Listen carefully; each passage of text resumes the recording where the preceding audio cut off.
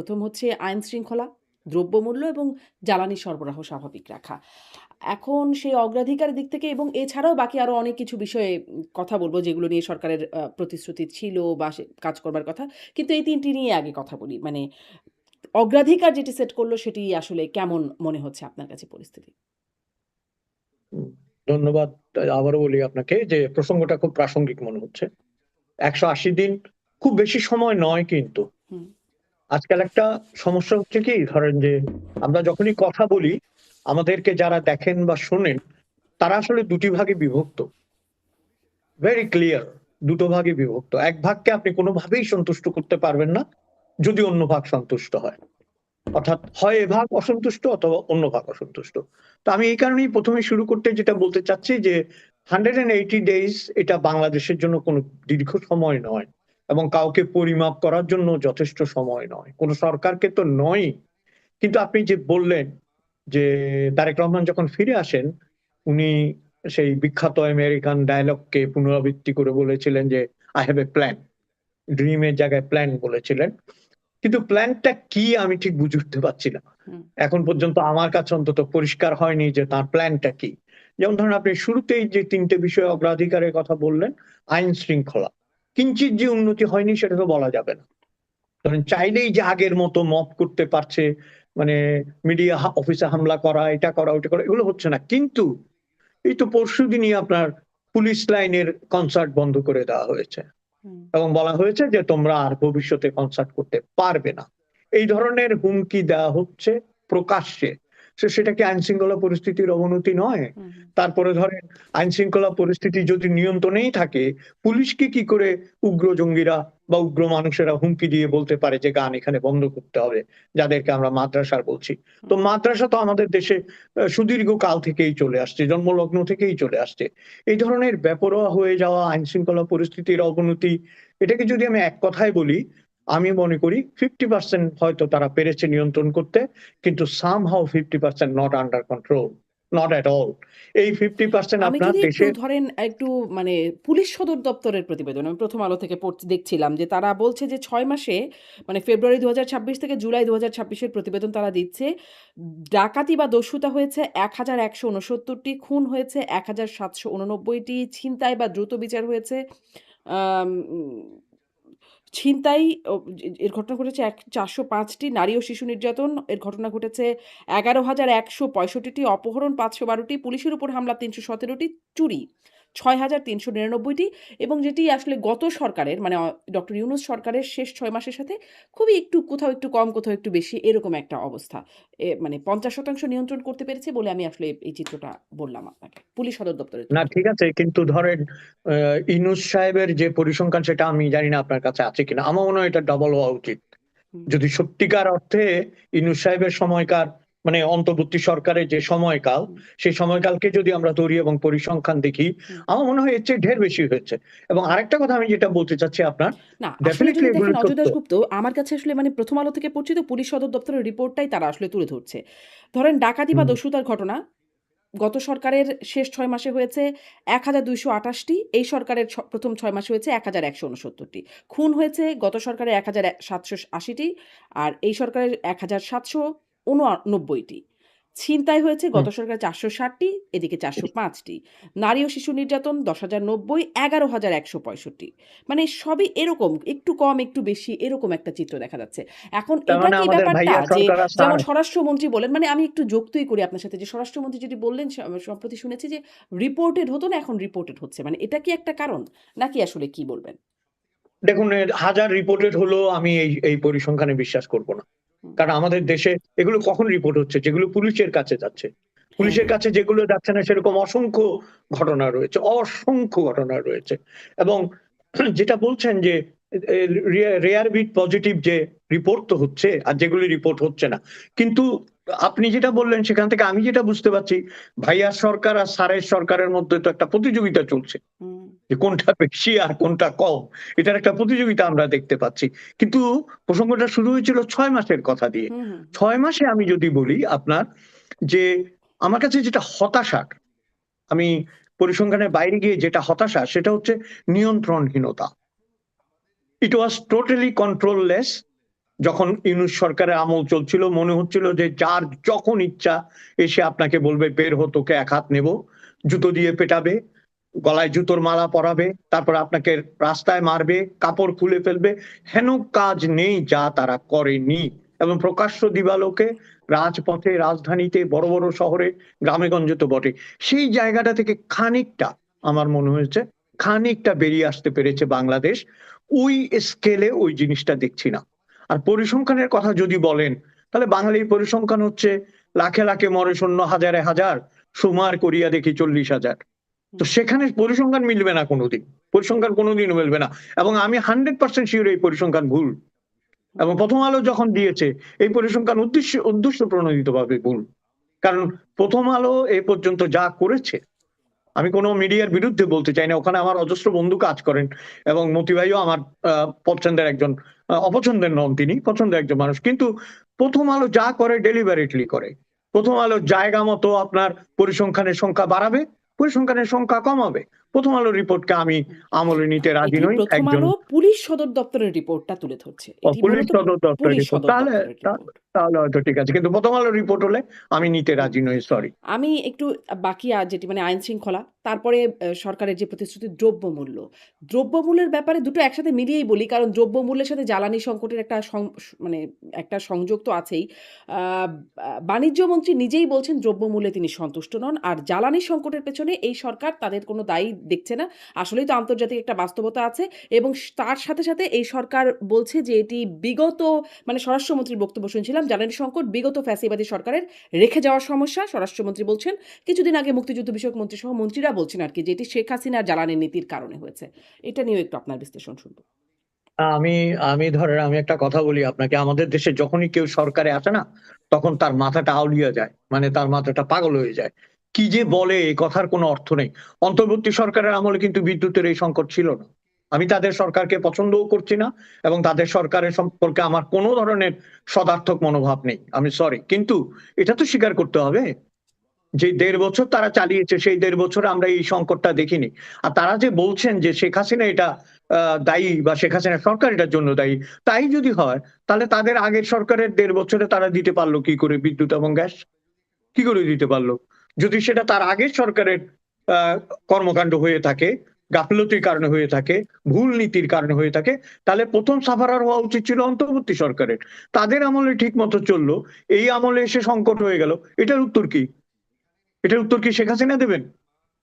শেখ হাসিনা সরকারের সময় দেখেন, মানুষ কিন্তু বারবারই একটা কথা বলছে, এই কথাটা বুঝতে হবে। কিন্তু এই স্পন্দন, এই বার্তা, এই মানুষের এই মনের কথা, এটা বুঝতে না পারা হচ্ছে আমাদের দেশের সরকারগুলো সবচেয়ে বড় ব্যর্থতা। ব্যর্থতা স্বীকার করার মধ্যে ব্যর্থতা নেই, ব্যর্থতা বুঝতে না পারার মধ্যেই বড় ব্যর্থতা। কারণ আপনি বুঝতে পারছেন না আপনার ব্যর্থতা কোথায়, এই কারণে আপনি এটা বলছেন। আপনি একবার বলছেন ভারত থেকে গ্যাস আনবেন, এনেছেও বোধহয়, যেটা দেখলাম খবরের কাগজে। আপনার সাথে কথা বলার আগে আমি একটু চোখ বুলিয়ে নিচ্ছিলাম। চট্টগ্রাম, ঢাকা এবং গাজীপুর, গাজীপুরের রিপোর্টটা ভয়াবহ। বলছে আপনার গার্মেন্টস ইন্ডাস্ট্রির বিভিন্ন প্রোডাকশন গ্যাসের কারণে বন্ধ হয়ে গেছে, এবং ঠিকভাবে তারা পোশাক তৈরি করতে পারছে না এবং সাপ্লাই দিতে পারছে না। আপনি দেখেন চ্যানেল ওয়াইজ এই গ্যাসের সংকট কোথায় গিয়ে দাঁড়াচ্ছে।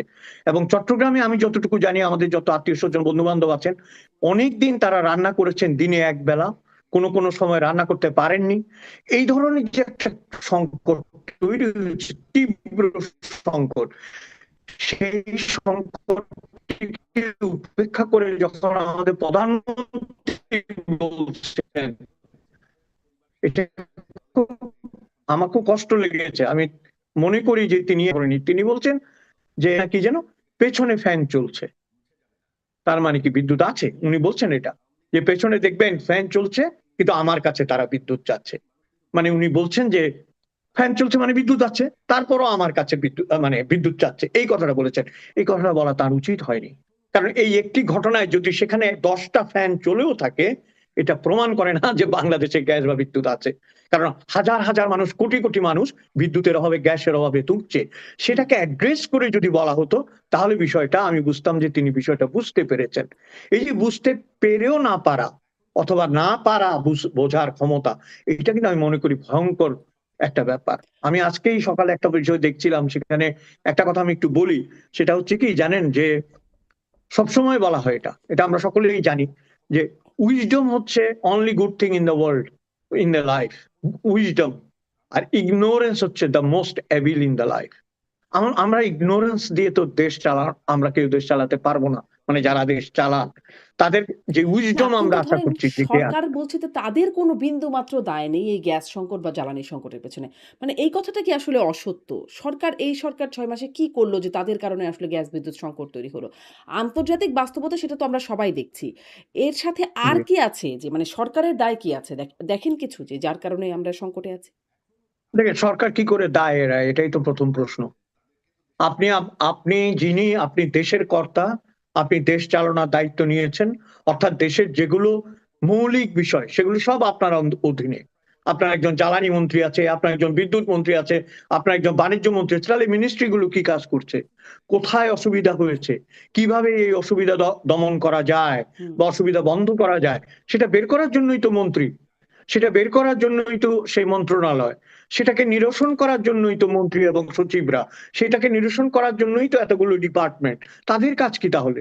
আমি যখন কলকাতায় ছিলাম আপনার, তখন এই আপনার উপসাগরীয় যুদ্ধ যেটা ইরানের সাথে হচ্ছে, হরমুজ প্রণালীর কারণে সেখানেও কিন্তু বিদ্যুৎ সংকট হয়েছিল, তখন মমতা ব্যানার্জি ক্ষমতায় ছিলেন।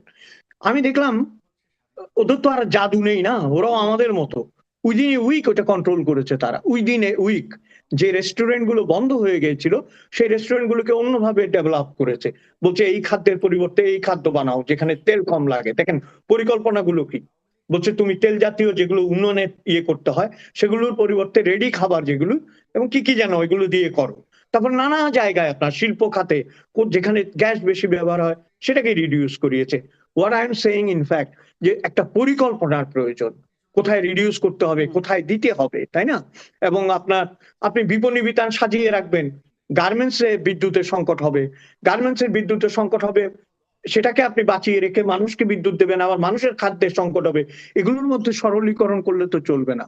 এটা যে বলছেন যে সরকারের দায় নেই, হ্যাঁ সরকার হয়তো মোটা দাগে এই বিদ্যুৎ সংকটের জন্য দায়ী নয়, কিন্তু এর পরিকল্পনা বাস্তবায়ন এবং বিদ্যুৎ সংকটের অভাবের জন্য তো সরকারই দায়ী। মানুষ তাহলে কাকে দায়ী করবে? জি, মানুষ কাকে দায়ী করবে মানে সরকার কাকে দায়ী করছে সেটা একটু যদি দেখেন যে সরকার তো আসলে আন্তর্জাতিক যে বাস্তবতা সেটা তো আসলে আছেই বাস্তবতা। সেটি সবাই আমরা দেখছি। তার সাথে ফ্যাসিবাদী আমলের বা বিগত আমলের রেখে যাওয়া সমস্যার কথা এই সরকার উল্লেখ করছে। সরকারের মন্ত্রীরা বলছেন। মানে আমি বিশ্লেষকদের বেশ কয়েকদিন ধরেই তো সমস্যাটা চলছে, বেশ প্রকট অবস্থায় চলছে। আপনি বলছিলেন শিল্প কারখানা যেভাবে বন্ধ হয়েছে, ফলে মানে ব্যাপক একটা অবস্থা দেশে বিরাজ করছে, খারাপ অবস্থা। ফলে এটি ফলো করতে গিয়ে যেটি দেখছিলাম যে আ উম মানে বিশ্লেষকরা বলছেন যে আমদানি নির্ভরতা বেড়েছে, নিজস্ব গ্যাস অনুসন্ধান সেটি আসলে আগের সরকারের বড় একটা সময় ছিল সেটি করা হয় নাই। সাথে আরেকটা বিষয় এটি তুলে ধরছেন যে একটা এফএসআরইউ হয়েছিল আওয়ামী লীগ সরকারের সময় যেটি সামিট গ্রুপের সাথে হয়েছিল। কিন্তু ডক্টর আচ্ছা। ইউনূস সরকার যেহেতু আওয়ামী লীগ সরকার করেছে এবং সামিট গ্রুপের সাথে করেছে, সেটি বন্ধ করে দেয়া হলো। কিন্তু তার কোনো বিকল্প খোঁজা হলো না। ফলে এখন আসলে যখন একটি টার্মিনাল দুর্ঘটনা কবলিত হলো, তখন আর আমাদের হাতে কোনো বিকল্প নাই। এরকম একটা অবস্থার মধ্যে পড়ে গেল। ফলে দায় যখন দেখছি শুধু ফ্যাসিবাদী আমলেরটা দেখছি। ইউনূস সরকারের আমলেরটা কেন দেখছে না? আ মানে হামের ক্ষেত্রেও মানে তখনও ফ্যাসিবাদী সরকারের দায় দেখেছিল। ইউনূস সরকারেরটাও দেখেছিল কিন্তু ব্যবস্থা বা জবাবদিহিতা দেখা যায় নাই। মানে দায় দেখাতে কোনো মানে একপেশে ভাব আছে কি? অবশ্যই একপেশে ভাব। আপনি যে যুক্তিগুলো দিয়েছেন সেখানেই তো একপেশে ভাবটা মূর্ত হয়ে উঠেছে। এবং আরেকটা বিষয় যেটা বলছেন আপনি, যে কে কাকে দোষারোপ করলো, কে কাকে দায়ী করলো, এর চেয়ে কি জরুরি নয় সমস্যার সমাধান? আপনি দায়ী করলেন ইউনূস সাহেবকে, ইউনূস সাহেব দায়ী করলো ফ্যাসিস্ট গভর্নমেন্টকে, এবং আপনি ফিরে এসে আবার ওই সাইক্লিক অর্ডারে ফ্যাসিস্ট সরকারকে দায়ী করছেন। দেশে একটা সমস্যা হয়েছে কি জানেন, মানুষ তো বোকা নয়। তাহলে মানুষ কেন বারবার বলছে যে আমি আগে ভালো ছিলাম? বেশি দিন লাগেনি তো, ১.৫ বছরের মধ্যে মানুষ বলা শুরু করেছে যে আমরা আগে ভালো ছিলাম, আগে গ্যাস ছিল, আগে বিদ্যুৎ ছিল। ফ্যাসিস্ট আমলে যদি বিদ্যুৎ গ্যাসের সংকটই হয়ে থাকে, তাহলে সেই আমলে মানুষ গ্যাস ও বিদ্যুৎ পেল কি করে? সামান্য সমস্যা যে হয়নি, একটু একটু সমস্যা যে হয়নি তা তো নয়, সমস্যা সেখানে তখনও হয়েছে, কিন্তু এই স্কেলে তো হয়নি। মানে তখন তো ইরান যেভাবেই হোক যুদ্ধ আপনি হচ্ছিল না। হরমুজ প্রণালীতে এই সমস্যা হচ্ছিল না। কেবলমাত্র ইরান যুদ্ধের জন্য যদি হয়, তাহলে পুরো এশিয়া এবং পুরো পৃথিবীতেই তো তার প্রভাব পড়ার কথা, তাই না? হুম, আমাদের দেশে পড়ছে তো। যেভাবে প্রভাব জ্বালানির দাম বাড়ছে পড়েছে, পুরো বিশ্বজুড়ে। আজকেই খবর হ্যাঁ বেড়েছে। দেখছিলাম। হুম। হচ্ছে তো জি, সমস্যা। বেড়েছে, এটা অস্বীকার করার কোনো কারণ নেই। আমাদের এখানেও অনেক দাম বেড়ে গেছিল পেট্রোলের, আবার কন্ট্রোলে এসেছে এখন। কারণ আমাদেরকেও আমদানি করতে হয়, হুম, অস্ট্রেলিয়াকেও আমদানি করতে হয়। কিন্তু প্রশ্ন তো সেটা নয়। প্রশ্ন হচ্ছে আপনার, আমি যেটা বলছি বারবার, নিয়ন্ত্রণটা কোথায় লুজ হয়েছে? এই যে আপনি বললেন সামিট গ্রুপের সাথে পরে যেহেতু ফ্যাসিস্ট সরকার করেছে, আমি ওটা বাতিল করে দিলাম। তো ফ্যাসিস্ট সরকার তো মানুষকে ভাত খাইয়েছে, আপনি পোলাও খাওয়ান, ভাত বন্ধ করে দেন, রুটি খাওয়ান। ফ্যাসিস্টরা রুটি খাইয়েছে, আপনি রুটি বন্ধ করে পাউরুটি খাওয়ান। এরকম তো নয়। আপনি তো আপনার দেশ, মানুষ এবং হুম, জনগণের স্বার্থ দেখে চলবেন। আমার যেটা মনে হয়, আমি আপনাকে একটু বলি, আমার যেটা মনে হয় বিএনপি সরকারের সবচেয়ে বড় দুর্বলতা হচ্ছে, এ পর্যন্ত আমার যেটা মনে হয়েছে ৬ মাসে, কোথাও একটা প্রশাসনিক দুর্বলতা রয়েছে। তার সাথে আরেকটা জিনিস আমার মনে হয় যোগ হয়েছে, অনেক দিন তারা ক্ষমতায় ছিলেন না, দীর্ঘ সময়। দীর্ঘ সময় ক্ষমতায় না থাকাটা অপরাধ নয়। কিন্তু দীর্ঘ সময় ক্ষমতা আসার পর এমন মানুষদের চুজ করা হয়েছে যারা ৩০ বছর, ২০ বছর, ২২ বছর আগে ক্ষমতায় ছিলেন। তাদের মাথায় যে বাংলাদেশ, তাদের পরিকল্পনায় যে বাংলাদেশ, তাদের বাস্তবতায় যে বাংলাদেশ, সেটি যদি হাই স্কুলের বাংলাদেশ হয়, শেখ হাসিনা কিন্তু এই বাংলাদেশকে ইউনিভার্সিটিতে পৌঁছে দিয়ে গেছিল। হুম, কাজে আপনাকে এমন লোক লাগবে যে ইউনিভার্সিটির এডুকেশনের বাংলাদেশকে চালাতে পারবে। আমি একবারও বলছি না তাদের মন্ত্রীরা পারবেন কি পারবেন না, এখনো সময় হয়নি বলার। হুম। আমি একবারও বলি না তারা যোগ্য কি অযোগ্য, কিন্তু আমার মনে হয়েছে এই ডিফারেন্সটা আছে। উনি একটা, মানে শেখ হাসিনা ধরেন তিনি পালিয়ে গেছেন, তিনি স্বৈরাচার, তিনি ফ্যাসিস্ট, আমি সব বিষয়ে দ্বিমত করবো না, ডেফিনেটলি তাকে চলে যেতে হয়েছে। কিন্তু তিনি এমন একটা জায়গায় তুলে দিয়ে গেছিলেন, যেটাকে যদি আমরা ইউনিভার্সিটি লেভেল ধরি, তাহলে হাই স্কুলের টিচারের ইউনিভার্সিটি লেভেলে পড়ানোর জন্য আরেকটু যোগ্যতার প্রয়োজন আছে, অথবা অনুশীলন হুম। প্রয়োজন রয়েছে ধরেন আমার মনে এই হয়। সরকারের মন্ত্রিসভা বা যাদেরকে আসলে বাছাই করেছে, দায়িত্ব দেওয়া হয়েছে তারা আসলে হাই স্কুল লেভেলে মানে আপনি কি এটা বলছেন যে শেখ হাসিনা সরকার যাদের বাছাই করেছিলেন তারা সব মানে তারা অধিকতর যোগ্য লোক মানে প্রশাসনিক দায়িত্ব সহ বিভিন্ন দায়িত্বে ছিল? আমি এই কথা বলিনি, আমি যেটা বলতে চাচ্ছি, সেই সময় যারা চালিয়েছেন তারা একটা সেট আপের মধ্যে ছিলেন দীর্ঘ সময় ক্ষমতায়। কিন্তু প্রথম ২ বছর যদি তারা স্ট্রাগলও করেন, ৫ বছরে তারা বুঝে গেছেন কোথায় কি করতে হবে। পরের ৫ বছরে ওই জায়গাটা নিয়ন্ত্রণে চলে এসেছিল। তারপরের ৫ বছর তো হাতের কাজ, আমি তো জানি কি করতে হবে। এবং আরেকটা জিনিস খেয়াল করতে হবে, আমরা যেভাবেই দেখি না কেন, আওয়ামী লীগ যাদেরকে চুজ করেছিল তাদের মধ্যে আপনি যদি, এখন তো নানা প্রশ্ন উঠবে, মানি লন্ডারিং, এটা সেটা, কারচুপি, দুর্নীতি ইত্যাদি ইত্যাদি, এগুলো সব যদি আপনি একপাশেও সরিয়ে রাখেন, তারা যে দেশটা ভালো চালিয়েছিল, অন্তত দেশটাকে সঠিক জায়গায় চালাতে পেরেছিল, সেটা তো জনগণই বলছে। আমি আপনি তো বাইরে থেকে বলার দরকার নেই। জনগণই বলছে যে ফিরিয়ে দাও অরণ্য, লও হে নগর, তোমার এই নগর আমার প্রয়োজনই নাই। কারণ এই নগরে গ্যাস নাই, এই নগরে বিদ্যুৎ নেই, এই নগরে কেরোসিন নেই। কিন্তু আগে যিনি ছিলেন তিনি সামহাও সেটা ম্যানেজ করতে পেরেছেন। যদি আপনি এটাকে কম্পিটিটিভ কম্পিটিটিভ হিস্ট্রি ধরেন বা কম্পিটিটিভ অ্যানালাইসিস ধরেন, then they were better than this until now, এখন পর্যন্ত। এটা তো স্বীকার করতে হবে। হুম, এখন কোন গ্রুপ ভালো, কোন গ্রুপ খারাপ, আমি সে কথাই বলছি না, কিন্তু আমি বলছি আগের গ্রুপটা কোয়ালিফাই করেছিল। প্লিজ লেট ইউ কোয়ালিফাই, আপনাকে কোয়ালিফাই করুন, আপনি কোয়ালিফাই করে আপনি সংকটের সমাধান করুন, then people will say you are better than them. Hmm. মানে কোয়ালিফাই এমনভাবে করলো যে একদম জনগণের দ্বারা বিতাড়িত হলো। ওইটা রাজনৈতিক আলাপ, কিন্তু রাজনৈতিক আলাপ যদি করেন 100% তারা বিতাড়িত হয়েছে। এবং এমন বিতরণ কিন্তু আমরা আগে দেখিনি, যে ৩০০ মেম্বার, হুম, গ্রাম উপজেলা চেয়ারম্যান, একটা মানুষ নেই, এর চেয়ে লজ্জা হতে পারে না। আপনি যখন আমাকে বলতেই বলছেন, আমি বলি, এই যে আপনার শোতে দেখি, বিভিন্ন শোতে দেখি আওয়ামী লীগের নেতারা এসে কথা বলে, লজ্জা থাকলে তারা কথাও বলতেন না। কেন কথা বলতেন না আমি বলছি জানেন? এত ক্ষোভ ছিল আপনাদের মনে, এত বিক্ষোভ ছিল, এত ক্রোধ ছিল। এখন যখন আপনারা সরকার পতন হয়েছে আপনারা বলছেন, ওই রাশিয়ার গল্পটার মতো আপনার, যে ক্রুশ্চেভ যখন প্রধানমন্ত্রী, ক্রুশ্চেভ দাঁড়িয়ে একদিন বলছেন যে আমরা স্তালিনের আমলে কথা বলতে পারতাম না। তখন ওই পলিট ব্যুরো থেকে একজন লোক মন্তব্য করলো যে কেন বলতে পারতেন না? ক্রুশ্চেভ বক্তৃতাটা থামিয়ে বললেন, can I please ask you to stand, যে বলেছেন তাকে কি একবার দেখতে পারি? কেউ দাঁড়ায় না।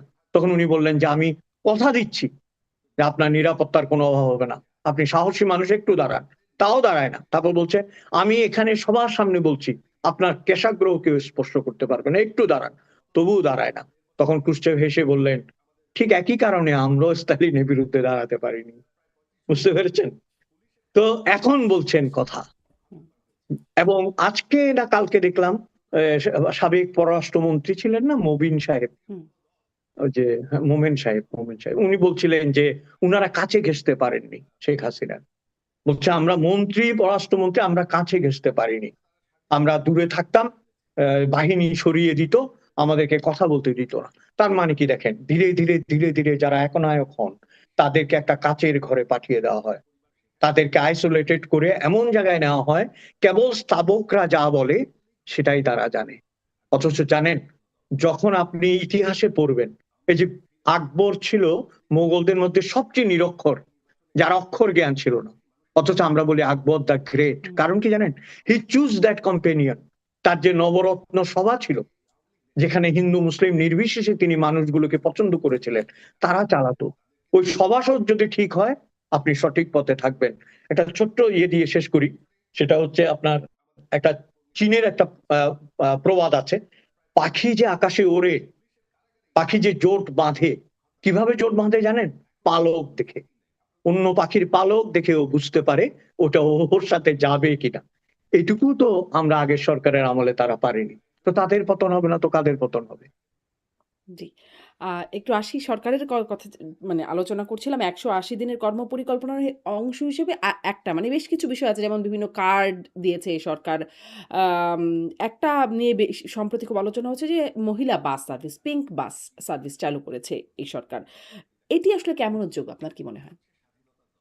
এটা তো আমজাদ হোসেন অনেকদিন আগে একটা সিনেমা করেছিল, গোলাপি এখন ট্রেনে। তো গতকালকে দেখলাম গোলাপি এখন বাসে। হুম, হুম, ট্রেনটা এখন বাস হয়ে গেছে, সব গোলাপি রঙেরা বাস উঠেছে। হুম, হুম, দেখুন, আমি কোন জিনিসের শুরুতে নেগেটিভ এবং বিরোধিতা করতে অপছন্দ করি, কারণ এটা একটা প্রক্রিয়া। এখন প্রশ্ন হচ্ছে, আমি বিভিন্ন মন্তব্য দেখলাম, বিভিন্ন ধরনের ডিফারেন্ট টাইপস অফ ওপিনিয়ন ভেসে বেড়াচ্ছে এবং অনেকগুলো লজিক্যাল। যেমন জিজ্ঞেস করছে যে এদেরকে নিয়ন্ত্রণ করবে, মানে বাসের ড্রাইভারকে কে নিয়ন্ত্রণ করবে, কন্ডাক্টরকে কে নিয়ন্ত্রণ করবে। বলছে ঢাকায় তো মারামারি হওয়া একটা ন্যায্য ব্যাপার, সবসময় মারামারি হয়, ন্যায্য কথাটাই বলছে যে এটা হবেই। তখন এর গায়ে তো হাত তুলতে পারবে না, কারণ মহিলা ড্রাইভার, তার মানে কি ওর গায়ে হাত তুলবে? এই ধরনের কথাবার্তা আসছে। কিন্তু কিন্তু আমার কাছে যেটা আহ মানে প্রশ্নবোধক যেটা, সেটা হচ্ছে যে মহিলাদের জন্য আলাদা বাস চালু। তার আগে একটু বলি, কলকাতায় কিন্তু ট্রেনে মহিলাদের আলাদা বগি আছে, আপনি হয়তো জানেন। হুম, যে এখানে আমি বহু দেশে দেখেছি এটা, লেডিসদের আলাদা বগি থাকে, শুধুমাত্র মহিলারা উঠবে। কিন্তু তার মানে এই নয় যে অন্যান্য বগিগুলোতে মহিলারা উঠতে পারবেন না। খেয়াল করবেন, কিন্তু অন্যান্য বগিতেও মহিলারা উঠতে পারবেন, কিন্তু এই দুটো বগি স্পেশালি তাদের জন্য দেওয়া হলো। তো সেটাতে একটা সমতা আছে, মহিলা পুরুষ একসাথে যাচ্ছে, দুটো বগি মহিলাদের দেওয়া হয়েছে বা একটা বগি দেওয়া হয়েছে। এখানে পুরো বাসটাই হচ্ছে মহিলাদের। তো এটার পেছনে ধরেন আমরা সন্দেহ করছি কেন, যারা সন্দেহ করছে তাদের কারণ হচ্ছে পুরো দেশটাতেই কিন্তু মহিলা এবং পুরুষকে ভাগ করে ফেলা হচ্ছে, এবং মহিলাকে নানাভাবে ক্ষুদ্রতে ক্ষুদ্র ভাবে ভাগ করা হচ্ছে, জেন্ডার ওয়াইজ ভাগ করা হচ্ছে, তারপরে পোশাক ওয়াইজ ভাগ করা হচ্ছে, তার বয়স ওয়াইজ ভাগ করা হচ্ছে, নানা ধরনের। এবং এইটাকেই আমরা কিন্তু প্রচ্ছন্ন মৌলবাদ বলি। বিষয়টা খুবই স্পর্শকাতর, কিন্তু বলতে আমি বাধ্য হচ্ছি, এটা একটা প্রচ্ছন্ন মৌলবাদের একটা পরিণতির মতো।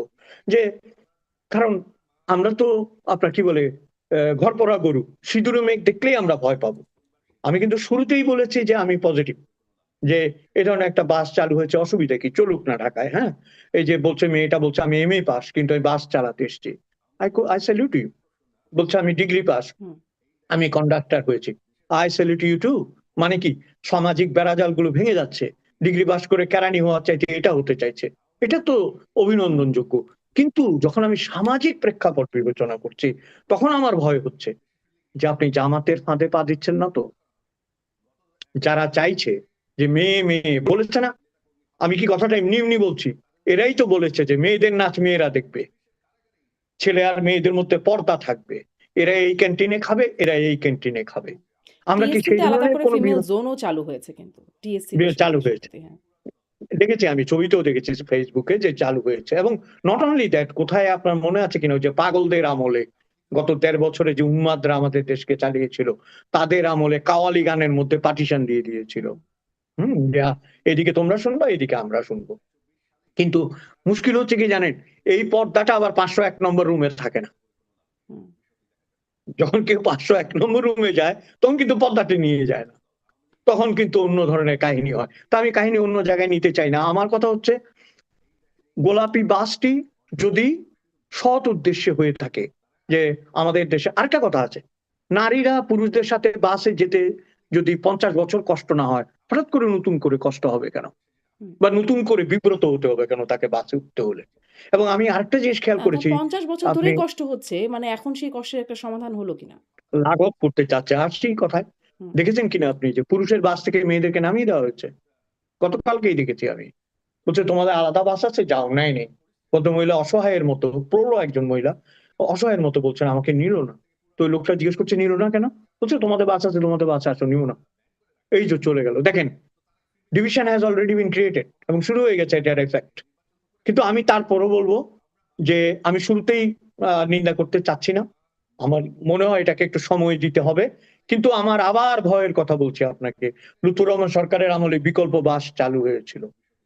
আরো অনেক অনেক বিষয় আমরা বাংলাদেশে এক্সপেরিমেন্টাল ওয়েতে চালু হয়েছিল, যেগুলো টেকেনি। হুম। যদি মহিলাদের বাস, মহিলাদের সম্ভ্রম, মহিলাদের গতি, মহিলাদের কমফোর্টের জন্য সার্ভাইভ করে, আমি সবচেয়ে বেশি খুশি হব। জি। মানে আমি এই জায়গাটায় মনে হয় যে নারীদের নিরাপত্তা, নারীরা তো আসলেই খুবই অনিরাপদভাবে রাস্তায় চলাফেরা করতে হয়। তাদের অনেক হয়রানির শিকার হতে হয়। ফলে তাদের জন্য বিশেষ একটা নিরাপত্তা বলয় কেন তৈরি করা যায় না? পুলিশি ব্যবস্থা আ বা তাদের হয়রানি হলে তার জন্য দ্রুত সেখানে শাস্তিমূলক ব্যবস্থা, সেটি কেন করা যায় না? মানে কতগুলো জায়গায় নারীদেরকে আলাদা করবে। ফিমেল জোন, ফিমেল বাস, ফিমেল হাসপাতাল, সব সব নারী চিকিৎসক, নারী নার্স, তারপরে ফিমেল শিক্ষা প্রতিষ্ঠান। এভাবে সবকিছু ফিমেল করতে, করতে ফিমেল দেশ, ফিমেল সরকার প্রধান, এদিকে পুরুষদের জন্য পুরুষ সরকার প্রধান। আস্তে, আস্তে কিভাবে করতে, করতে নারীদের জন্য আলাদা ইউনিভার্সই করে ফেলতে হবে কিনা আমাদের। আ যাই হোক, একটু আরো কিছু বিষয়ে আসি। আপনি এই বিগ বাস প্রসঙ্গেও বলছিলেন। সাথে, সাথে আপনি বলছিলেন যে প্রচ্ছন্ন মৌলবাদ কিনা। এখন মৌলবাদ থেকে যেটি আস্তে, আস্তে আরো ডালপালা মেলে যেটা জঙ্গিবাদের দিকে চলে যায়, সেখানেও একটু খবর আছে যে সম্প্রতি সময়ে বেশ কিছু খবর হচ্ছে যে বোমা আতঙ্ক। দেশে বিভিন্ন জায়গায় বোমা বিস্ফোরণ, এই ধরনের খবর দেখা যাচ্ছে। এবং যারা ৫ই আগস্ট বা ওই সময়কালীন দেশ জেল থেকে পালিয়েছে বা তার পরবর্তী সময়ে জামিনে মুক্তি পেয়েছে বা একেবারেই ছাড়া পেয়েছে, কোথাও, কোথাও দেখছিলাম যে বোমারু মিজান, জুয়েল ওস্তাদ, তাদেরকে এখন আ খুঁজছে পুলিশ। যারা ওই সময় আ মানে আওয়ামী লীগ আমলে তারা বিরোধী মতাদর্শী, বিরোধী রাজনৈতিক দলের নেতাকর্মী হিসেবে পরবর্তী সময়ে ছাড়া পেয়ে গেছে। কিন্তু তাদেরকে এখন পুলিশ আবার খুঁজছে। এই একটা অবস্থা। আবার দেখছিলাম যে জাতিসংঘ সতর্ক করেছে, বাংলাদেশে আল কায়দা ঘাঁটি গড়ার চেষ্টা করছে। আরেকটু বলি, স্বরাষ্ট্রমন্ত্রী যিনি আম আগেই বলেছিলেন যে দেশে জঙ্গিবাদী তৎপরতা নেই। ফ্যাসিবাদী আমলে রাজনৈতিক ফায়দা হাসিলের জন্য জঙ্গিবাদ শব্দটি ব্যবহার করা হতো। যিনি এটি বলেছিলেন তিনি আসলে এই জাতিসংঘের এই সতর্কতাটাকেও আমলে নিচ্ছেন না। আসলে কি মনে হয়? জঙ্গিবাদ, জাতিসংঘের যে সতর্কবার্তা, বোমা আতঙ্ক, কি অবস্থায় দেশ? দেখুন, জাতিসংঘ তো খামাখা একটা সতর্কবার্তা দেবে না। তাদের কাছে নিশ্চয়ই এ বিষয়ে কাগজপত্র আছে, প্রমাণ আছে, নাহলে এতদিন পরে তারা হঠাৎ করে বলছে কেন যে তোমার দেশে জঙ্গিবাদ হয়েছে। এখন দেখেন, এটাও তো একটা ভীষণ স্পর্শকাতর বিষয়, এগুলো নিয়ে কথা বলাও কিন্তু বিপজ্জনক। কিন্তু আমি যে কথাটা পরিষ্কার করে বলতে চাই, বাংলাদেশে জঙ্গিবাদ কি নতুন কিছু? শেখ হাসিনা এটাকে নিয়ন্ত্রণ করতে পেরেছিলেন। হুম, সামহাও তার কঠোর মনোভাব, তার সরকারের ইন্টারন্যাশনাল পলিসি এবং তার সরকারের যে যারা কাজ করেছে মাঠ পর্যায়ে, তাদের নিশ্চয়ই ঐকান্তিক ইচ্ছা ছিল, যে কারণে এগুলোকে দমন করা গিয়েছিল। কিন্তু তারপরও হলি আর্টিজান থামানো যায়নি। হুম, তারপরও আপনার মতিঝিলে যে শাপলা, সেটা থামানো যায়নি। তারপরে অনেক কিছু ছিল দেশে, অনেক অনেক, সেগুলো কঠোরভাবে নিয়ন্ত্রণ করা হয়েছিল। আমি মনে করি এই সতর্কতাকে যিনি উপেক্ষা করছেন কিংবা বলছেন সত্য নয়, তিনি আমাদের মঙ্গলের জন্য বলছেন না। কারণ বাংলাদেশে এটা নতুন করে বলার কোনো প্রয়োজন পড়ে না, মৌলবাদ আছে কি নেই।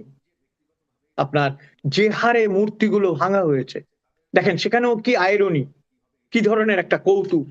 বলছে আমরা মূর্তি আমাদের জন্য হারাম, ভাস্কর্য আমাদের হারাম, এই কথা বলে বঙ্গবন্ধুর মাথার উপর উঠে তাকে জুতো দিয়ে মারা হয়েছে। দেখেছেন লজ্জা? এই লজ্জার বিপরীতে জুলাই জাদুঘরে মূর্তি স্থাপিত হয়েছে। এটার ব্যাখ্যা কি? কিসের ব্যাখ্যা এটা? আপনি ওই জায়গায় বলছেন আমি মানি না, এই জায়গায় আপনি তার মূর্তিকে বলছেন এটা হালাল। এটা তো, এটা অদ্ভুত না? এবং আরেকটা যে বলি আপনাকে, যে জঙ্গিবাদের কথা আপনি যেটা বলছেন, অন্তত 101টা প্রমাণ আছে যে বাংলাদেশে জঙ্গিবাদের প্রভাব আছে, জঙ্গি আছে, ছদ্মবেশে হোক আর প্রত্যক্ষ হোক আছে। এবং ইউনূস সরকার, অর্থাৎ যেটা অন্তর্বর্তী সরকার, তারা যখন প্রথমে আসলো, টোটালি ললেস একটা কান্ট্রি, সেখানে সবাইকে মুক্ত করে দেওয়া হয়েছিল জেলখানা থেকে। ওরা কোথায়? আপনি যেটা নিজেই বললেন, পুলিশ তাদের খুঁজছে। কতগুলোকে খুঁজবে, কতগুলোকে ধরবে? এরা সবগুলো দাগী। হিজবুত তাহরীর কথা আপনি জানেন, বিভিন্ন প্রতিষ্ঠান আছে, এবং এরা যে কোনো সময়, এরা ইউনিফাইড। আমি ইউনিফাইড না, আমরা হচ্ছে স্বতন্ত্র স্বতন্ত্র স্বতন্ত্র, খালি ভাগ ভাগ ভাগ। এরা কিন্তু ইউনিফাইড, এক কথায় এরা এক হয়ে যাবে। এবং আমরা যদি সত্যি আমাদের দেশকে ভালোবাসি, আমাদের কাছে সবচেয়ে বড় থ্রেট হচ্ছে এই জঙ্গিবাদ বাংলাদেশের।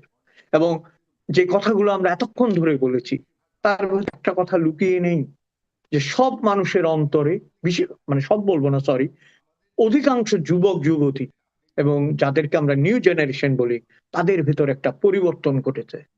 ধর্মের নামে, ধর্ম উন্মাদনার নামে, ধর্ম ব্যবসার নামে এমন একটা বীজ ঢুকিয়ে দেওয়া হয়েছে যে বাংলাদেশে, আমি মনে করি ব্যক্তিগতভাবে, হুম, এটা বলা অত্যন্ত সংকট, মানে আমি মনে করি সংকটের মধ্য দিয়ে যেতে হবে আমাদেরকে, যদি এটা enter না করি। কারণ বাংলাদেশের আন্তর্জাতিক বাস্তবতা, ভৌগোলিক বাস্তবতা, প্রতিবেশী সুলভ বাস্তবতা এবং জঙ্গিবাদ একসাথে যায় না। Afghanistan is a different country, তার বর্ডার গুলি অন্য দেশের সাথে। আনফরচুনেটলি আমাদের বর্ডার, অর ফরচুনেটলি আমাদের বর্ডার আইদার ইন্ডিয়া অর বার্মার সাথে। আমাদের কিন্তু ভুগতে হবে যদি আমরা নিয়ন্ত্রণ না করি। হুম। আপনি বলছেন যে এই যে নতুনদের মধ্যে বা নতুন প্রজন্মের মধ্যে একটা বীজ ঢুকিয়ে দেয়া হয়েছে। কিন্তু আবার এটাও বলছেন শেখ হাসিনার সময় আসলে নিয়ন্ত্রণ করা গেছিল। এই তরুণরা তো বা নিউ জেনারেশন জেন জি যাদের কথা বলছেন তারা তো আসলে জন্ম থেকে বড় হওয়া মানে আসলে সেই ১৭ বছরের সময়কালীন বা অন্তত বেড়ে ওঠাটা সেই সময়কালীন। ফলে বীজ ঢুকিয়ে দেওয়া হলে তো সেই সময়টাতেই হয়েছে। মানে তাহলে আসলে ঠিক শেখ আছে, হাসিনা কি আমি নিয়ন্ত্রণ আমি করলেন? আপনাকে, আমি আমি আশা করছিলাম এটা আপনার কাছে। আসলে এই গত যে 17 বছর বা 16 বছর তারা রাজত্ব করেছেন, তারা এই কালসাপ পুষেছেন। ফনা তুলতে দেননি, কিন্তু পুষেছেন। কিভাবে হুম, পুষেছেন এটার একটা ব্যাখ্যা হওয়া উচিত। কিভাবে পুষেছেন? ইনস্টিটিউশন গুলো করেছেন, শক্তি দিয়ে দমন করে পুষেছেন। কারণ আপনার ইনস্টিটিউশন গুলো ধ্বংস করা মানে, আমি আপনাকে বলছি, কোথায় চলে গেল খেলাঘর, কোথায় চলে গেল কচি কাঠর, কোথায় চলে গেল চাঁদের হাট, যারা শিশু কিশোরদেরকে গান শেখাতো, বড় করতো, পাড়ায় পাড়ায় সম্প্রীতির একটা আয়োজন করেছে এলাকা এলাকায়। কোথায় চলে গেল যুব ইউনিয়ন, কোথায় চলে গেল উদীচী, কোথায় চলে গেল ছায়ানট? খালি পয়লা বৈশাখে অনুষ্ঠান করা ছায়ানট। এই আপনার প্রতিষ্ঠানগুলো এমন মানুষের দ্বারা নিয়ন্ত্রণ করা হলো বা নিয়ন্ত্রিত হলো, যারা নিজেদের চেয়েছে, নিজের মঙ্গল, নিজেদের ফ্লারিশমেন্ট, নিজেদের পদক। আজকে এগুলো বলতে হবে। এমন হুম, মানুষকে পদক দেওয়া হয়েছে, এমন মানুষদের পদবি দেওয়া হয়েছে। শিল্পকলার কথাই ধরেন, লিয়াকত আলী লাকী বছরের পর বছর ওই জায়গাটা আঁকড়ে ছিলেন এবং শিল্পকলার সর্বনাশ করে দিয়ে চলছেন। আমি একটা নাম বললাম, এরকম প্রচুর আছে। এই যে প্রতিষ্ঠানগুলো ধ্বংস করা, এই প্রতিষ্ঠানগুলো ধ্বংস হয়েছে আওয়ামী লীগ আমলে নেই। একদিন রাত্রে আমি একটা টক শো করছিলাম অনেক আগে, আপনার এরকম একটা ইয়েতে, বাংলাদেশের একজন স্বনামধন্য প্রফেসর, আমি নাম বলবো না, তার বয়সে খুব চমৎকার বাংলা বলেন। আমি যখনই বলছিলাম তিনি ঘুরেই আমাকে প্রতিবাদ করছিলেন। আমি বলছি যে এই যে 14-15 বছর ধরে বড় হওয়া, এরাই তো এই আমলে বড় হয়ে এগুলো শিখেছে। আপনি ওই কুমিল্লার ঘটনাটার পর, ওই যে কুমিল্লায় পূজা নিয়ে যেটা হয়েছিল ওটার পর, তাই হচ্ছে আওয়ামী লীগ এটাকে কিভাবে সমর্থন করছে, কিভাবে এটাকে সহ্য করছে। উনি আমাকে বলছেন সমাধান হয়ে যাবে, চারিদিকে মুজিব মুজিব বলছে। তা আমি হচ্ছে, আপনি চারদিকে মুজিব দেখছেন, আমি কিন্তু দেখছি চারদিকে মুজিব কোট। এবং এই মুজিব কোট খুলে নিতে খুব বেশি দেরি হবে না। 5ই অগস্টের পরে সব মুজিব কোট খুলে গেছে, খেয়াল হুম, করেনি? একসাথে সবগুলো মুজিব কোট খুলে গেছে। এটা আমাদের জন্য, বঙ্গবন্ধুর জন্য, বাংলাদেশের জন্য লজ্জার। তো আমি ওই কথাটায় ফিরে আসি। আওয়ামী লীগ দমন করেছে, বন্ধ করে রেখেছে। একটা ছোট্ট উদাহরণ দিই আপনাকে। পানি যেখান থেকে গত হয়, জল থাকে, চাপা দিয়ে রেখেছেন। কোনো কারণে যদি চাপাটা খুলে যায়, তা এমন ভাবে বেরোবে না, যেটাকে আমরা বিস্ফোরণ বলি, হ্যাঁ, পাতের মতো বেরোবে। কিন্তু ওই জায়গাটা যদি মানে ছিপি দিয়ে বন্ধ না করে যদি নিয়ন্ত্রণ না যেত, কি দিয়ে নিয়ন্ত্রণ করবেন? সাহিত্য, সর্বনাশ হয়ে গেছিল সাহিত্যের। যে পদক পায় সে সাহিত্য করে, আর যে সাহিত্য করে সে পদক পায় না, এরকম একটা পরিস্থিতি তৈরি হয়েছিল। সংস্কৃতি খালি শো আপ। আপনার গ্রামে গঞ্জে যে সংস্কৃতির কথা, কেন শেখ হাসিনার কি আলান ফকিরের ভাস্কর্য ভাঙ্গা হয়নি? শেখ হাসিনার আমলে কি বাউলদের উপর অত্যাচার হয়নি? সেগুলো শান্তমূলক কোথায় হয়েছে? আজকে শাহরিয়ার কবি আপনার ধুকছেন, তিনি সেদিন দেখলাম করুণ অবস্থা, হাঁটতে পারেন না। তিনি যখন বললেন যে একটা আইন করেন, আইন করে বন্ধ করেন, তখন তো শোনা হয়নি তার কথা। অথচ বেচারা আজকে খেয়াল করেন, আওয়ামী লীগ যেটা করছে তুষ্টি। পৃথিবীতে সবচেয়ে বোকামি হচ্ছে আত্মতুষ্টি। আত্মতুষ্টির যে বেড়াজালে তারা পড়ে গিয়েছিল, আত্মতুষ্টির যে নরকে তারা নিমজ্জিত হয়েছিল, সেখান থেকে যখন উঠেছে তখন আর পরিত্রাণের পথ নাই। এবং কি হচ্ছে জানেন, আমাদেরকেও ডুবিয়ে দিয়ে গেছে। বাংলাদেশের 3 শ্রেণীর মানুষকে আওয়ামী লীগ ডুবিয়ে দিয়ে গেছে তারা সার কাটছে বার জন্য। প্রথমত যারা প্রগতিশীল মুসলমান অথবা প্রগতিশীল সংখ্যাগুরু, যারা সংখ্যালঘু হিন্দু বৌদ্ধ খ্রিস্টান করে, 3 শ্রেণীর মানুষকে তারা নরকে আর নিমজ্জিত তৃতীয় করে শ্রেণী চলে কাকে গেছে। বললেন? একটু নেটওয়ার্কের সমস্যা শুনে আওয়ামী নিই। লীগ যারা করে, আচ্ছা। যারা রাজনৈতিক ভাবে হুম। আওয়ামী লীগের বা মুক্তিযুদ্ধের সমর্থক, তাদেরকে। তো আপনি দেখেন, কিন্তু আমি যদি এখন নির্মম ভাবে বলি, আপনি পরিবার, আপনার পরিবারের সকল মানুষ, আপনার সমস্ত নেতা নিরাপদে চলে গিয়েছেন, এবং যেখানে আছেন সেখানে আর যা কিছুর অভাব থাক, টাকার অভাব আছে শুনি নাই, কিন্তু যারা আছেন তাদের কথা ভাবেন। এবং আমি আপনাকে একটা কথা, আপনি যখন প্রসঙ্গ তুলেছেন, আমি নির্মম ভাবে বলছি, you cannot win a war with a defeated soldier. আপনি পরা সেনাপতি দিয়ে যুদ্ধ জয় করতে পারবেন না, হুম। আপনার স্ট্র্যাটেজি বদলাতেই হবে। জি। পরাজিত সেনা দিয়ে আসলে যুদ্ধ জয় করা যায় না। একটা মানে এই পরামর্শ তারা নেন কিনা দেখা যাক। কিন্তু তারা বলছেন মানে তারা আসলে পরামর্শ নিচ্ছেন কিনা আপনি নিশ্চয়ই সেটাও পর্যালোচনা করছেন যে তারা বলছেন তারা ফিরবেন। মানে শেখ হাসিনা বলছেন ডিসেম্বরের মধ্যেই ফিরবেন, আগেও ফিরতে পারেন। এখন আ এই তার যে সেনাপতিদের দল সেখানে তো কোনো পরিবর্তন দেখা যাচ্ছে না। তাহলে কি পরাজিত সেনাদেরকে দিয়েই আসলে আবার নতুন করে চেষ্টা করছেন? আর সেই বাস্তবতা আসলে কতটা এখন সত্যিকার অর্থে আছে যে ডিসেম্বরের মধ্যে দেশে ফিরবেন? দেখুন, আমি প্রথমে কথা বলি, যে কোনো মানুষ যিনি বাংলাদেশে জন্মগ্রহণ করেছেন তার দেশে ফেরার অধিকার আছে, হুম, তিনি যেই হন না কেন। কারণ আপনি আমেরিকায় থাকেন, আপনি জানেন যে যারা যে দেশে জন্মগ্রহণ করে তাদেরকে চাইলে দেশ বের করে দিতে পারেন, কারণ তাহলে তো সে কান্ট্রিলেস হয়ে যাবে, পরিচয়হীন হয়ে যেতে পারে না। আমার দেশের যে মানুষ, শেখ হাসিনাই হোক আর তসলিমা নাসরিনই হোক আর মৃত দাউদ হায়দারি হোক, সকলেরই অধিকার ছিল, আছে এবং থাকবে দেশে যাওয়ার। কিন্তু ক্ষেত্রটা ঘটেছে, তাকে তো আইনের মোকাবেলা করতে হবে। কারণ তিনি চলে যাওয়ার পর প্রায় 3 বছর হতে চলেছে, তাই তো? 2.5 বছর 3 বছর হতে চলেছে, হোয়াট এভার। এই সময় অনেক কিছু পরিবর্তন হয়েছে। এবং আরেকটা বাস্তবতা তো মানতেই হবে, যতই বলেন যে হেলিকপ্টার দিয়ে আসুক, হেলিকপ্টার নিয়ে আসুক, কিন্তু আপনার আগের হেলিকপ্টার যাত্রাগুলোর সাথে হেলিকপ্টার যাত্রাটা মেলে? হুম, হুম। তখন তো গার্ড নিয়ে গেছেন, তাই না? তার মানে আপনি রাষ্ট্রীয় ক্ষমতায় ছিলেন, তখন ওখানে ফুলেল বা বরণ করাচ্ছে জাতীয় সঙ্গীত দিয়ে, কারণ আপনি ক্ষমতায় ছিলেন। এইবার আপনি যতভাবেই বলেন আপনাকে পালিয়ে যে আমরা অ্যাকসেপ্ট করি, এখন যদি ফিরেন আপনাকে আইনের আওতায় তো ফিরে আসতে হবে। এবং এখানেই কিন্তু বাংলাদেশকে চাকরি নির্ভর করছে। আপনি হয়তো জানেন যে প্রায় ঠিক হয়ে গেছিল যে তারেক রহমান 20-21 তারিখে হুম, হুম। আপনার ভারত সফরে যাচ্ছেন। দিল্লি যাবেন। হুম, আমি তো অবাক হয়েছিলাম, 21শে আগস্টে গ্রেনেড হামলা দিবসের দিন তিনি দিল্লি থাকবে, এটা আমার কেমন জানি মাথায় কাজ করছিল না। 21শে আগস্টই তো হুম, গ্রেনেড হামলা দিবস, তাই না? যেটা আগামীকাল। কিন্তু 5ই অগাস্ট যখন মানে প্রাক্তন প্রধানমন্ত্রী যখন কনফারেন্স করলেন অডিও হুম, বক্তৃতায়, প্রেক্ষাপট বদলে গেল। প্রেক্ষাপট বদলে গেল। এখন দেখেন, একটু বিস্তারিত যদি বলি, ভারতের একটা বড় দেশ, আগে তার প্রতিবেশীগুলি দেখেন আপনি, শ্রীলঙ্কার সাথে সম্পর্কটা ওকে, মানে একটা টিক, ওকে, এখন ওকে আছে। নেপালের বালেন শাহ, যে তরুণ প্রধানমন্ত্রী, he took 5 months to see Indian ambassador. 5 মাস পরে দেখাচ্ছেন, তিনি দেখাই করেননি। মালদ্বীপের সাথে রিপেয়ার হচ্ছে সম্পর্ক, খুব খারাপ হয়ে গেছিল কিন্তু আস্তে আস্তে রিপেয়ার হচ্ছে। ভুটানের সাথে ওটা তো আচ্ছা বলার দরকার নেই, পাকিস্তানের সাথে চিরবৈরিতা, হ্যাঁ চির বৈরিতা, যতদিন দুই দেশ থাকবে বৈরিতা বোধহয় শেষ হবে না। চীনের সাথে also preparing the relationship with fight and others. কাজেই ভারতের পররাষ্ট্রনীতি আমার মনে হয় একটু বড় প্রয়োজন আছে।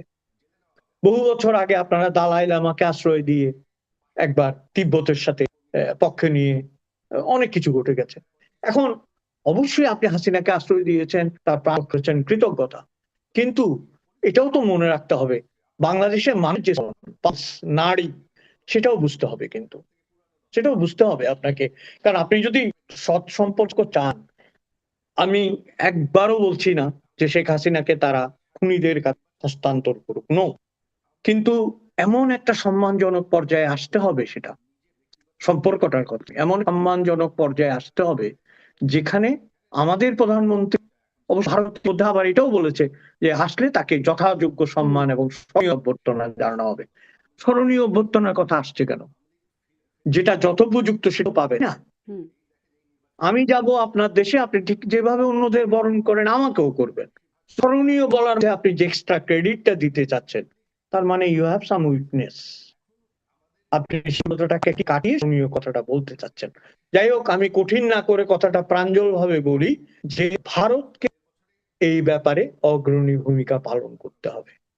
কারণ বাংলাদেশে এই কোনো কারণেই হোক এনটি আওয়ামী লীগের যে সেন্টিমেন্ট গড়ে উঠেছে এবং সাধারণ মানুষের মধ্যে এখন পর্যন্ত চলে যাওয়া সরকার সম্পর্কে যে মনোভাব রয়েছে, সেই মনোভাবগুলো তাড়াতে হলে পজিটিভ মনোভাবের কোনো এখন কোনো ভারতকে বিকল্প কি নেই। করতে হবে? মানে এবং ভারতের জন্য কি করতে পারে? তাদেরকেই যে উদ্যোগটা নিতে হবে। এখন তো ভারতকে বেশ তৎপর দেখা যাচ্ছে। দীনেশ ত্রিবেদী আসছেন, তারেক রহমানের সাথে দেখা করার সাথে, সাথে আবার মোদির সাথে গিয়ে দেখা জি, করছেন। খুব যে আপনি বললেন যে অভ্যর্থনা দেওয়া হবে, উষ্ণ অভ্যর্থনা পাবেন সেটি বলা হচ্ছে বা স্মরণীয়, খুবই হ্যাঁ। তারা অধীর আগ্রহে অপেক্ষা করছেন। এই ধরনের শব্দ তারা ব্যবহার করছেন।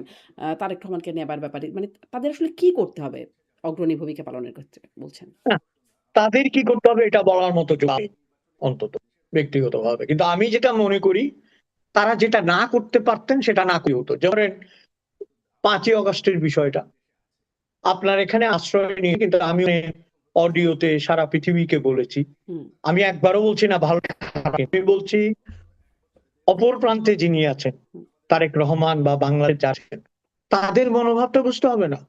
আপনি তো তাদের সাথে আলোচনা করতে চাচ্ছেন, তাই না? তো তাদের ডিজায়ারটা কি? তারা তো আপনাকে আশ্রয় দিতে নিষেধ করেনি, আশ্রয় আপনি দিয়ে ফেলেছেন, এবং সেখান থেকে কিভাবে মানে নিরাপদে প্রত্যাবর্তন করতে পারে সেটা বরং হওয়া উচিত। সেই পর্যন্ত ধৈর্য ধারণ করা, সে পর্যন্ত বিষয় অন্যভাবে হ্যান্ডেল করা, এটা তো ভারতের কূটনীতির অংশ। হুম, হুম, আমি আপনি বলার কি, তার কূটনীতির অংশ। কিন্তু যে কথাটা বাংলাদেশ বলেছে, ইট গট মেরিট, আমি মনে করি এটা পয়েন্ট আছে। আপনি একদিকে বলতে দিচ্ছেন আবার আমাকে বলছেন স্মরণীয় দেবেন, তাহলে তো আমার তো দুটো কথা দিচ্ছে না। এটা হুম, বলার অধিকার আছে তার। কিন্তু আমি আবারও বলছি, শেখ হাসিনা যদি সেইভাবে কথা বলতে পারেন, তাহলে তাকে উন্মুক্ত করে দেওয়া হোক সেখানে। ওকে ফাইন, তিনি তারপরে তার গ্রহণে যাবে, না গেলে নাই। হুম। দ্বৈততা নয়, স্বচ্ছতা। আমি তাকে আশ্রয় দিয়েছি, রাজনৈতিক আশ্রয়, তিনি এখান থেকে কথা বলবেন, দ্যাটস ইট। তুমি আসলে আশ্রয় নেই, এটা তো বলছেন না, এটা বললেন। অথবা বলেন যে না, আমি আশ্রয় দিয়েছি কিন্তু রাজনৈতিক কর্মকাণ্ড নাই, তোমার সাথে আড্ডা হবে, কিভাবে প্রত্যাপন করা যায়। আপনি উই ভারতের নিড এ কথা ক্লিয়ার বলছেন। ভার্সন। হ্যাঁ, ভারতের কথা বলছেন যে ভারত জি, আসলে একটা একটা মানে খুব স্বচ্ছ অ্যাপ্রোচ দিচ্ছে না। বাংলাদেশের ব্যাপারটা আসলে আপনি কিভাবে দেখছেন? যে বাংলাদেশে আপনি বলছিলেন যে আ ৫ই আগস্টের পরে পরিস্থিতি চেঞ্জ হলো। কিন্তু তারপরে তো আবার একটু আমরা ধরুন ১৪-১৫ তারিখের খবরও যদি দেখি, বিবিসি বলছে যে তারেক রহমানের ভারতে যাওয়ার প্রস্তুতি প্রায় নিশ্চিত। ডেইলি স্টার বলছে, বাংলাদেশি ডেইলি স্টার সহ আরো কিছু পত্রিকা এবং ভারতের গণমাধ্যমগুলো তো বলছেই যে ২০ থেকে ২৫শে আগস্টের মধ্যে আ ভারতে যেতে পারেন, সফরে যেতে যেতে পারেন পারে। তারেক রহমান। এটা হচ্ছে এই সময়ের খবর। কিন্তু তারপরে দেখা গেল এনসিপির নাহিদ ইসলাম, আসিফ মাহমুদ সজীব ভুইয়া তারা বললেন যে ভারতে যেতে পারবেন না, গেলে গাদ্দারি হবে বাংলাদেশের জনগণের সাথে। এবং তারপর তার দুদিন পরে আবার পররাষ্ট্র মন্ত্রণালয় জানাচ্ছে যে অনুকূল পরিবেশ তৈরি হতে হবে। ভারতকে যেতে হলে শর্ত হিসেবে আছে শেখ হাসিনাকে ফেরত দিতে হবে। আ আসলে পরিস্থিতি দ্রুত পরিবর্তন হয়ে যাচ্ছে নাকি? কি হচ্ছে পরিস্থিতির ভেতরে? হ্যাঁ, এবং এখন পর্যন্ত কিন্তু আমরা যখন কথা বলছি আমরা শিওর না তিনি যাবেন কি যাবেন না, হুম, হুম, আমরা কিন্তু জানি না। হুম, কারণ অনেকগুলো নিউজ কিন্তু, এবং দেখেন এই যে আমাদের একজন ছিল, নাম কি, ওই যে ডক্টর ইউনূস আমলে যিনি পররাষ্ট্র দেখতেন, খলিলুর রহমান, ও না, যে পররাষ্ট্র তৌহিদ পাতলা হোসেন। করে ভদ্রলোক। না, হ্যাঁ হ্যাঁ, উনি কি বলেছে যখন চলে গেল অন্তর্বর্তী সরকার থেকে, উনি কিন্তু কি বললেন পরিষ্কার করে, যে ইউনূস প্রথম বলেছেন ভারতের সাথে যোগাযোগ করতে। দেখেছেন নিশ্চয়ই, হুম যে ভারতের সাথে যোগাযোগ করে, আমি ওখানে যেটাই বাতা করতে হুম চাই, কিন্তু দেয়নি। দেখেন, তাহলে অনেক কথা, তার মানে এটা বললাম কেন, আমরা দিই না অনেক কিছু।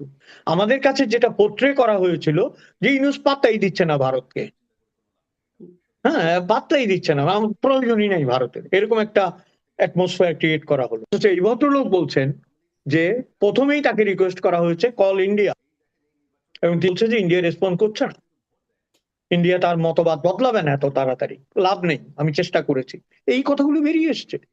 হুম তার মানে কি, অন্তর্বর্তী সময়ে এবং আন্ডার কারেন্টে কি চলছে আমরা জানি না, হয়তো উনি যাবেন। আমি ব্যক্তিগতভাবে মনে করি যাওয়াটা উচিত, আমি ব্যক্তিগতভাবে মনে করি, হুম কারণ বৃহৎ প্রতিবেশী ভারত, বিভিন্ন ভাবে আমরা তার সাথে সম্পর্কিত। দেখেন, আমরা এক ধরনের গান শুনি, এক ধরনের খাদ্য খাই, প্রায় এক ধরনের খাদ্য খাই, আমাদের ভাষা অঞ্চিত এক, এবং আমরা না বলতে পারলেও হিন্দি বুঝি। হিন্দি সিনেমা এখানে এরকম বাংলাদেশি খুব কমই আছে কিন্তু, হ্যাঁ। এই যে নাহিদ ইসলামের কথা বললেন, দেখবেন ও যখন টায়ার্ড হয়ে ঘরে যায়, ও কিন্তু বাংলাদেশে গান শুনবে না, ও দেখবেন হিন্দি গান শুনে রিল্যাক্স হবে, গোসল করবে, হিন্দি গান শুনবে, হয়তো শ্রীদেবীর একটা নাচও দেখলো। এগুলো আমাদের কমন ফেনোমেনা, এখানে কোনো অসুবিধা নেই। কাজেই ভারত আমাদেরকে দিয়ে না, হ্যাঁ, এবং বৃহৎ দেশ ভারত, অর্থনৈতিকভাবে একটা সমৃদ্ধশালী দেশ, হুম বহুদিক একটা দেশ, বহু সংস্কৃতির একটা দেশ, গণতন্ত্রের একটা দেশ, এবং definitely I will Bharat is a hmm strong power in the world, ইয়েতে। তো সেখানে ভারতের সাথে আমরা কেন ঝগড়া করব? এবং সেই জায়গাটায় যারা সুবুদ্ধি দেবেন তারেক রহমানকে, আমি প্রথম আলোচনা করেছিলাম যে পরাশকরা হচ্ছে সরকারের আয়না, তাদের দেখেই আমরা বুঝবো, তারা যেন পরামর্শ, কারণ একটা সফরে আর যাই হোক, সম্পর্কের যে স্থবিরতার বর সেটা গলে। আমি যদি আপনার বাসায় যাই, আপনি অনিচ্ছা সত্ত্বেও যদি আমাকে এক কাপ কফি খাওয়ান, কিংবা আপনার অন্ন থাকবে যে এই মানুষটা আমার বাসায় মেহমান হয়ে এসেছিল, হুম হুম। এবং যিনি যাবেন মনে করবেন গিয়ে এই সমাদরটা হ্যাঁ, পেয়েছিলাম, তাহলে অন্তত মানে এইটুকু এখন এই উন্মোচিত হোক। শর্তটা কেন দিচ্ছে বলে আপনার মনে হয় যে শেখ হাসিনাকে ফিরে দিতে হবে? কোন সত্য? মানে যেটি আসলে ভারতের অবস্থান মোটামুটি স্পষ্ট যে তারা আসলে শেখ হাসিনাকে ফিরিয়ে দেবার ব্যাপারে একদমই ইতিবাচক না। সেখানে এই শর্তটাই কেন মানে দিচ্ছে? এবং তার মানে কি আসলে যাবে না? আ এরকম একটা বা ভারত বলছে কঠিন শর্ত, রূঢ় শর্ত দিচ্ছে। এটি ভারতের বিশ্লেষকরা বলছে, ভারতের সরকারের পক্ষ থেকে বিভিন্ন গণমাধ্যমে যেগুলো খবর আসছে। তো এরকম শর্ত দেওয়াটা মানে যৌক্তিক হচ্ছে? এই সত্যটা কিন্তু আমরা জানছি মিডিয়া, এবং এই সত্যটা আমরা জানছি কিন্তু উপরের প্রচারে, ভেতর দেওয়া হয়তো জানি না, শর্ত আদৌ দেয়া হয়েছে কিনা তাও কিন্তু আমরা জানি না। এবং পররাষ্ট্র যদি মন্ত্রণালয়ের আপনি ব্রিফিং আবারও থেকে তো বলছি, শুনতে পারছি যে এরকম বলছে তারা হ্যাঁ ঠিক আছে, বাংলাদেশের। স্বরাষ্ট্র মন্ত্রণালয় তখনকার এর সাথে পরে যখন উনি নেমে গেলেন, একটু আগে যাকে কোট করলাম, ওটা মিলেছে? হুম, তখন তো বলেছে যে আমরা আমাদের অনেক প্রতিবেশী, আমাদের কোনো প্রয়োজনই নেই। আমি তো নিজে শুনেছি এটা বলেছে, এবং বলছে আমরা শক্ত অবস্থানে আছি, আমাদের আমরা করি না। পরে দেখা গেল যে উনি বলছেন যে ইউনূস সাহেব ওনাকে রিকোয়েস্ট করেছে যে একটু ফোন করে ব্যবস্থা করেন, এবং ব্যবস্থা হয়নি যদি। কিন্তু আমি আবারও বলছি, যে শর্তই হোক, হাসিনাকে ফেরত দেওয়া শর্তটা একটা ঠিক শর্ত, কিন্তু শুধুমাত্র রাজনীতি কি ভারতের সাথে আমাদের সম্পর্ক? আমি যে একটু আগে বললাম, সংস্কৃতি, অর্থনীতি, তাই না? তারপরে ধরেন যে ইতিহাস, হুম, আরো জিওগ্রাফিক্যাল অনেক সমস্যা, রোহিঙ্গা, আরো অনেক সমস্যা আছে, যেগুলো ভারতের সাথে আলাপ হতে হবে। বিদ্যুৎ সমস্যার কথা আলাপ হতে হবে, গ্যাসের কথা আলাপ হতে হবে, খাদ্যের কথা হতে, সেখানে one point only hmm. Is a big point, but only one point, there are so many others to discuss. কেন যাবে না? হুম। আমার মনে হয় যে আর সম্পর্কের শেখ এই হাসিনা তো নিজেই বলছেন এখন ডিসেম্বরের মধ্যে ফিরে আসবেন, ফিরতে চান।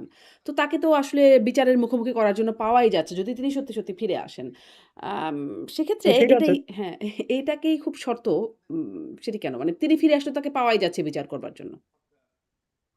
দেখুন আমি আবার বলছি আপনাকে, রাজনীতি তো এখানে, এই যে আপনি এনসিপি আছে, জামাত আছে, সংসদের বিরোধী দল আছে এরা, হ্যাঁ, তার একটা নিজেও তো আওয়ামী লীগ না, উনার তো একটা দল আছে, তাই না? সুতরাং যে কমন যে ফ্যাক্টর, হুম, সেখানে সেখানে দিতে হবে, সেখানে দিতে হবে, এটা বলতেই হবে। এমনকি যদি উনি যায়ও, প্লেনে উঠেও বলবে যে সেনাকে দিতে হবে, তার মুখপাত্ররা বলবে এটা, এটাই তো নিয়ম। হুম। হ্যাঁ, আপনার সেই কবে দালাই লামা এসছে, এখন পর্যন্ত দালাই লামাকে দিতেই হবে। দালাই লামাকে দিয়েছে? দেয়নি তো। তো আপনার এরকম রেজা শাহ পাল যে চলে গেল তাকে দেয়নি। কিন্তু এই এই দ্বিতীয় হবে নেই, হয়তো আপনার যাওয়া হবে, কথা হবে এবং বরফও বলতেই হবে, জি, বরফ বলতেই হবে। বরফ বলতে হবে। আপনি মনে করছেন যে তারেক রহমান আসলে যাবেন মানে দ্রুত সময়ে? আমি ব্যক্তিগতভাবে না যাওয়ার কারণ দেখি না। আচ্ছা, স্পষ্ট। যাবেন কিনা সেটা তো সরকারের ইচ্ছা, কিন্তু না যাওয়ার কারণ তো একটাই, আর যাওয়ার কারণ অজস্র। না যাওয়ার কারণ একটাই, যাওয়ার কারণ অজস্র। শেখ হাসিনা ফিরবেন ডিসেম্বরে, আপনার কি মনে হয়? আমি খুব ছেলেবেলায়, বুঝতেন, ওই হাতের রেখা দেখার জন্য কিরোর বই পড়তাম, কিরো।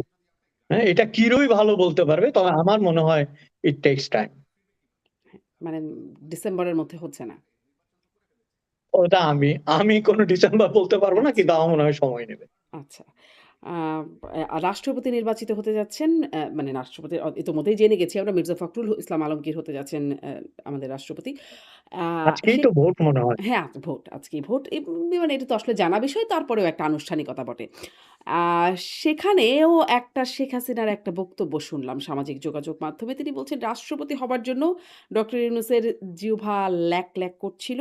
তাকে যে বানায়নি একজন, অন্তত একজন রাজনীতিবিদকে বানিয়েছে, এজন্য বিএনপিকে ধন্যবাদ জানাচ্ছেন তিনি। কেমন মনে হলো তার বক্তব্যটি? এটা বলেছেন, আপনি এটা বলেছেন? হ্যাঁ, আমি শুনছিলাম। মাত্রই শুনেই মনে হলো যে বক্তব্যটা কেবলই বাহ! শুনলাম তো তাই মনে হলো। তাহলে আমি একটা কথা বলি আপনাকে। আমি ১ম এই কিন্তু এই কথা বলতে চাই যে মির্জা ফখরুল ইসলাম আলমগীর একজন ভদ্রলোক।